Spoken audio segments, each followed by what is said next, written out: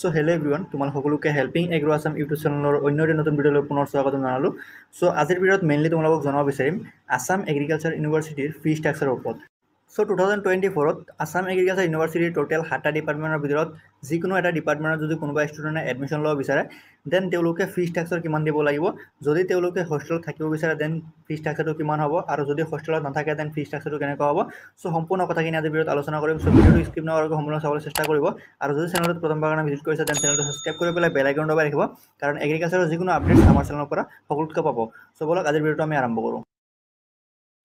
So তোমালোকক প্ৰথমতে মই কথা এটা জনাব বিচাৰিম, যদি কোনোবা ষ্টুডেণ্টে 2023 আসাম এগ্ৰিকালচাৰ ইউনিভাৰ্চিটিৰ ডিফাৰেণ্ট ডিপাৰ্টমেণ্টৰ ফি ষ্ট্ৰাকচাৰটো ভাবি পেলাই 2024ত ছেম ষ্ট্ৰাকচাৰ হ'ব বুলি ভাবি আছা, দেন তোমালোকৰ কাউন্সিলিঙত বহুত ডাঙৰ এটা প্ৰব্লেম হ'ব।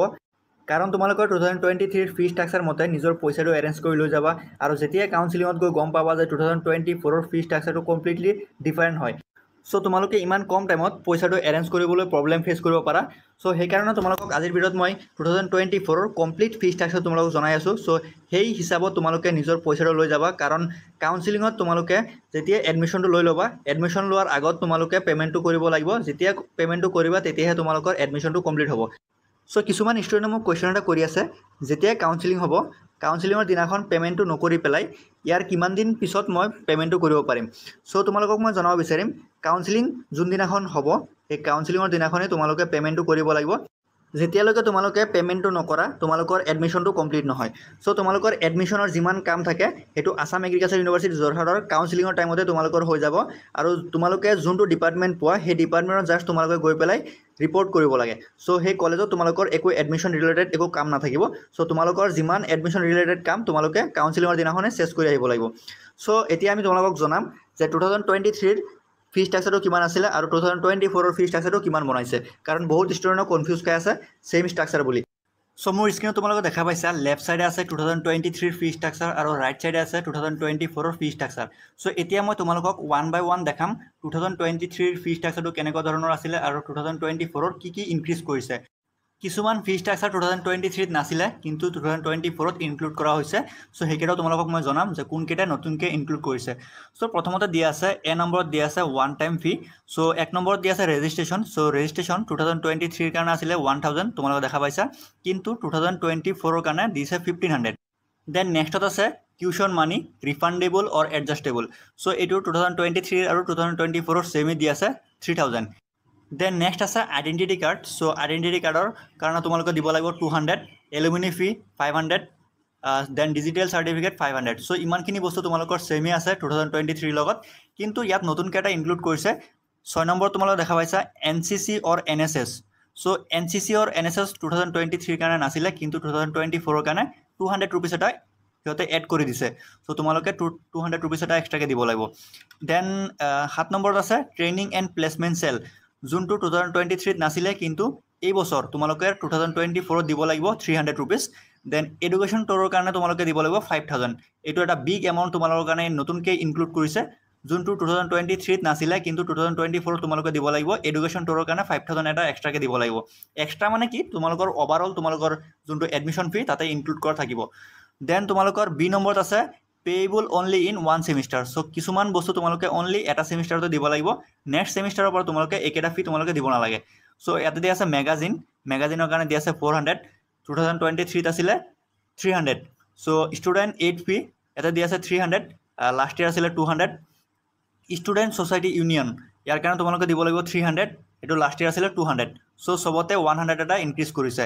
দেন চি নম্বৰত আছে payable in both the semester. So তোমালোকে এইখিনি এতিয়া মই যিমানখিনি ক'ম একেটা তোমালোকে দুয়োটা ছেমিষ্টাৰত, মানে যিমানখিনি ছেমিষ্টাৰ আছে আপ টু তোমালোকৰ 8 ছেমিষ্টাৰলৈকে এইটো পে'মেণ্ট কৰিব লাগিব। সো প্ৰথমতে আছে কোৰ্ছ ৰেজিষ্ট্ৰেশ্যন। সো কোৰ্ছ ৰেজিষ্ট্ৰেশ্যনত আছে 1500। সো লাষ্ট ইয়েৰ আছিলে 1000। দেন টিউশ্যনৰ কাৰণে ইয়াত দিয়া আছে 4000 আৰু লাষ্ট ইয়েৰ আছিলে 3000। দেন নেক্সট আছে IT চাৰ্জ। সো IT চাৰ্জৰ কাৰণে দিয়া আছে 300, সেইটো লাষ্ট ইয়েৰ আছিলে 200। দেন নেক্সট আছে ছিকিউৰিটি চাৰ্জৰ কাৰণে 300 দিব লাগিব, লাষ্ট ইয়েৰ 200 দিব লাগিছিলে। দেন নেক্সট আছে গেমছ। সো গেমছৰ কাৰণে দিব লাগিব 600, সেইটো লাষ্ট ইয়েৰ আছিলে 500। Then common room. So common ৰুমৰ কাৰণে এইবাৰ দিব লাগিব 150, লাষ্ট ইয়েৰ দিব লাগিছিলে 100। দেন নেক্সট আছে লাইব্ৰেৰী। সো লাইব্ৰেৰীৰ কাৰণে তোমালোকে দিব লাগিব 500, লাষ্ট ইয়েৰ আছিলে 400। দেন আছে লেবৰেটৰী। সো লেবৰেটৰীৰ কাৰণে এইবাৰ দিব লাগিব 1500, লাষ্ট ইয়েৰ আছিলে 1000।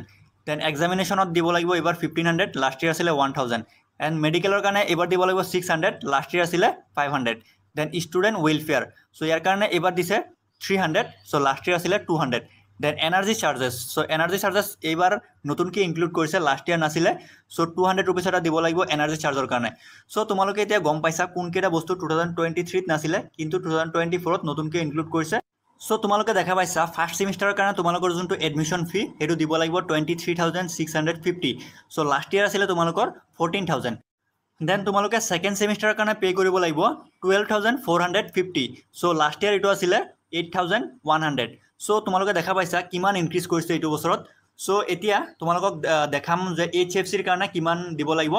চ' HFCৰ কাৰণে অভাৰঅল তোমালোকৰ ফাৰ্ষ্ট ছেমিষ্টাৰৰ যোনটো এডমিশ্যন ফি সেইটো হ'ব 99,550, এপ্ৰক্স 1 লাখ ৰুপিজ তোমালোকে এইবাৰ পে'মেণ্ট কৰিব লাগিব। লাষ্ট ইয়াৰ আছিলে এপ্ৰক্স 80,000, চ' তোমালোকে গম পাইছা কিমান ইনক্ৰিজ কৰিছে। লাষ্ট ইয়াৰ এপ্ৰক্স 80,000 আছিলে আৰু এইটো বছৰ তোমালোকে এপ্ৰক্স 1 লাখ তোমালোকে পে'মেণ্ট কৰিব লাগিব, চ' 20,000 মান ইনক্ৰিজ কৰিছে। চ' ছেকেণ্ড ছেমিষ্টাৰৰ কাৰণে তোমালোকে পে'মেণ্ট কৰিব লাগিব 81,850 ৰুপিজ। চ' এইবাৰ তোমালোকক জনাম 2024 যিবিলাক ষ্টুডেণ্টে ভাবি আছে হোষ্টেলত থাকিব, দেন তেওঁলোকে হোষ্টেলৰ কাৰণে কিমান পে'মেণ্ট কৰিব লাগিব। চ' তোমালোকে লেফ্ট ছাইড দেখা পাইছা 2023 ফি ষ্ট্ৰাকচাৰ আৰু ৰাইট ছাইড আছে 2024 ফি ষ্ট্ৰাকচাৰ। চ' প্ৰথমতে দিয়া আছে এডমিশ্যন, চ' এডমিশ্যনৰ কাৰণে তোমালোকে দিব লাগিব 1,500, চ' লাষ্ট ইয়াৰ আছিলে 1,000, দেন নেক্সটত আছে চিট ৰেণ্ট, চিট ৰেণ্টৰ কাৰণে তোমালোকে দিব লাগিব 3,000, চ' লাষ্ট ইয়াৰ আছিলে 2,000, দেন ইলেক্ট্ৰিচিটি চাৰ্জৰ কাৰণে দিব লাগিব 2,500 ৰুপিজ, লাষ্ট ইয়াৰ আছিলে 2,000 ৰুপিজ, দেন নেক্সট আছে এষ্টাব্লিছ চাৰ্জেছ, চ' এষ্টাব্লিছ চাৰ্জেছটো 23 আৰু 24 ছেমে দিছে 2,500, দেন হোষ্টেল টিউশ্যন মানি এইটো ছেম আছে 1,500 ৰুপিজ। চ' তোমালোকে অভাৰঅল ফাৰ্ষ্ট ছেমিষ্টাৰৰ কাৰণে পে'মেণ্ট কৰিব লাগিব 11,000 ৰুপিজ, দেন ছেকেণ্ড ছেমিষ্টাৰৰ কাৰণে পে'মেণ্ট কৰিব লাগিব 8,000 ৰুপিজ, চ' 8,000 ৰুপিজ তোমালোকে আপ টু 8 ছেমিষ্টাৰলৈকে পে'মেণ্ট কৰিব লাগিব। চ' অভাৰঅল তোমালোকৰ এডমিশ্যন ফিটো থাকিব 34,650, এক্সেপ্ট তোমালোকৰ ভেটেনেৰী চায়েন্স। চ' ভেটেনেৰী চায়েন্সৰ কাৰণে দুটা ছেমিষ্টাৰৰ কাৰণে একেলগত এডমিশ্যন ফিটো লোৱা হয়, কাৰণ সেইটো মই তোমালোকক অলৰেডি কৈছিলোঁ ইয়াৰলি এডমিশ্যন ফিটো লোৱা হয়। চ' ভেটেনেৰী চায়েন্সৰ কাৰণে তোমালোকৰ দুটা ছেমিষ্টাৰৰ এডমিশ্যন ফি এড কৰিলে এপ্ৰক্স তোমালোকৰ 55,100 ৰুপিজ এটা পে'মেণ্ট কৰিব লাগিব। চ' আই হোপ তোমালোকৰ 2024 ফি ষ্ট্ৰাকচাৰটো ভালদৰে বুজি পাইছা। চ' তোমালোকে এডমিশ্যনত কোনটো ডিপাৰ্টমেণ্ট ল'বা সেইটো হিচাপত তোমালোকে পে'মেণ্টটো কৰিব লাগিব। চ' আজিৰ ভিডিঅ'টো আমি ইয়াতে সমাপ্ত কৰিম। যদি ভিডিঅ'টো ভাল লাগিছে দেন লাইক কমেণ্ট কৰি যিমান পাৰা ভিডিঅ'টো শ্বেয়াৰ কৰিবা আৰু চেনেলটো ছাবস্ক্ৰাইব কৰিবলৈ নাপাহৰিবা।